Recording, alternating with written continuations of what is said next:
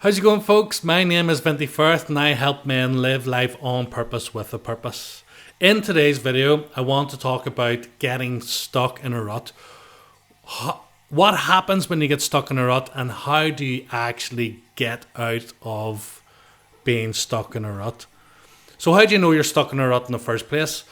Well, I guess there's some very subtle signs and symptoms. You know, you might be frustrated, you might be overwhelmed, you might feel lack of motivation when you're going to work.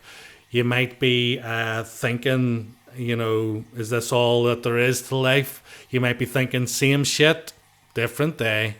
And there's just this lethargic feeling within you that life seems to be slowing down, or that that feeling like you're stuck in treacle, and whatever you do, you just don't feel motivated.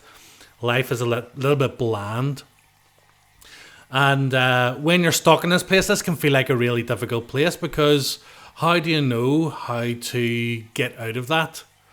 Particularly when you're carrying beliefs like, this is the way that life is. This is just the way it is. There's nothing that I can do about it. And quite often when we feel stuck in a rut, we have got ourselves into a place where we feel like there's nothing that we can do to change the situation that we're in. And when we have that feeling, when we have that belief that there's nothing we can do, we're actually stuck in victim mode. We're stuck thinking that life is just something that happens to us, and all of our power and all of our creativity and all of our ability to be able to create life, to be able to change things, to be able to have a dream and follow through to set goals, all of that power and potential, power and ability is given away. It's given away to the attitude and the belief that, sure, this is just the way it is. And that's all down to your program, and that's all down to your conditioning. So that can change.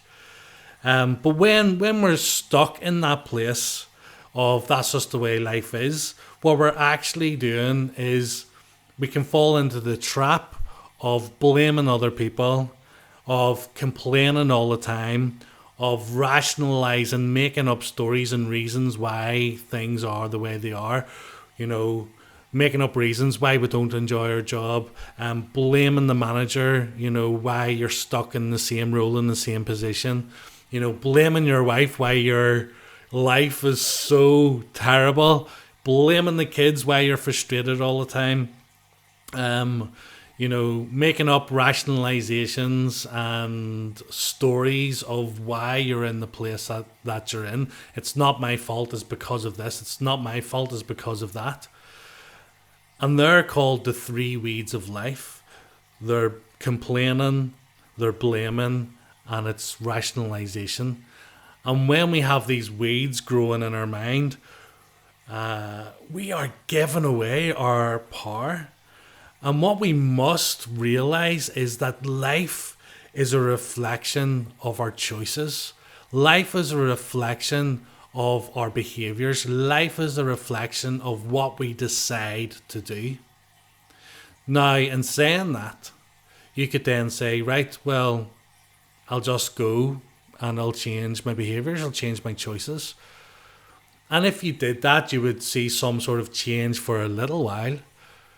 But you'll end up going back to old ways, because all change, all long-term deep change needs to begin in the unconscious, needs to begin in the subconscious, needs to begin in the unseen.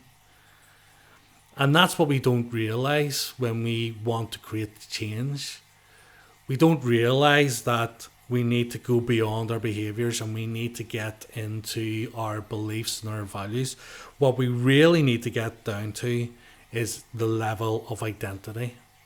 Because at the core, it's the level of identity. It's who you believe you are. It's what you believe is available for you. It's your outlook and your perspective and the glasses that you're wearing to view the world that shapes and creates your reality. So if you want to become unstuck, if you want to get out of the rut, you gotta look there at what's actually creating it. You see, you are a creator. Quite often we get stuck in this consumer mode that we just consume life as it's coming at us, that life just happens to us, and we forget that we are the creative power, we are the creative force in our life. And if you are the creative force, when you choose to be that creative force, then you can realize and understand and see when you're stuck in a rut, and make that decision to change, to make that decision to go inwards, to do the work, to change at an identity level, to change at a beliefs level, to change at a values level, to see the things that you actually want to create, and begin to set goals and begin to build momentum towards creating the life that you want, to create the feeling that you want. You don't need to stay stuck anymore, because you are a creator. So we must understand that our thoughts, what's happening within our own mind, our thoughts create a feeling within our body that drive our behavior. So we must go back to our thinking. So I want to leave you with 3 tips or 3 insights that'll help you if you feel stuck. If you feel like, this same shit, different day, is this all there is to life? If you want to begin to create the change and get unstuck now, then here are 3 things that'll help you.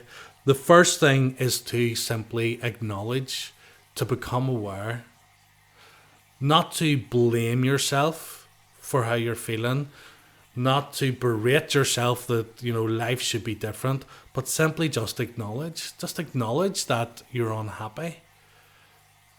Now, what we tend to do is we acknowledge that we're unhappy, and then we attach lots of different meanings to it. We say we're unhappy. That must mean I'm a terrible person, or that must mean my wife doesn't love me, or that must mean.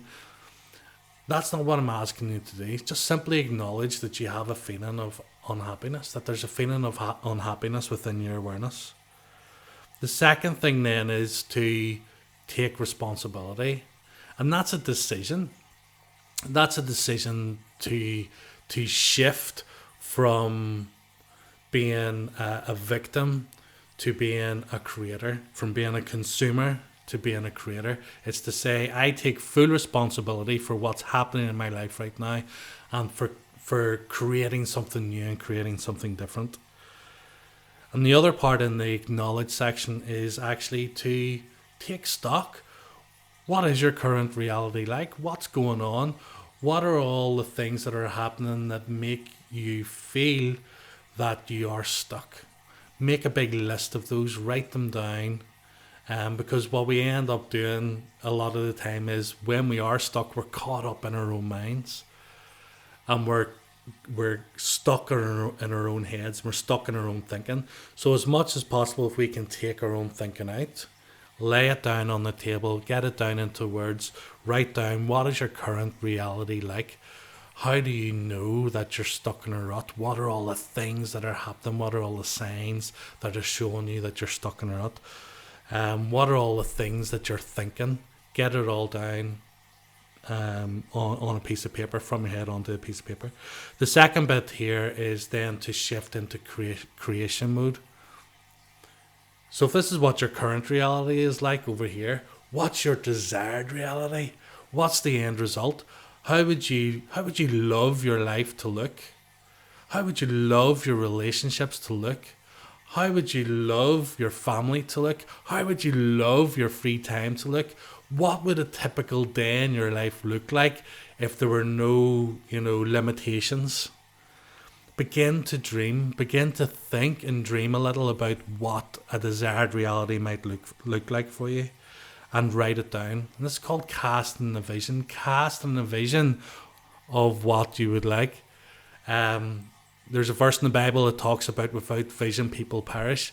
If you don't have a vision, if you don't have something that you're moving towards, you're always moving away from what you don't want. You're always focused on the pain and focused on the things that are going wrong. So shift your focus, shift your attention onto your desired reality. What are the things you really would love to happen in your life? What would make you come alive? What would make you feel fulfilled? And start dreaming. The third thing then is, I would say, Become observant. Observe your thoughts. Observe what's going on in your own psychology. And when you find that you're getting caught up in your own thoughts and your own thinking, come back to acknowledgement. Come back to awareness. Come back to understanding that your thoughts aren't things. Your thoughts aren't things. And that you can choose to believe a different thing about yourself. Hopefully that was helpful for you, and I will see you in the next video. Adios. Bye.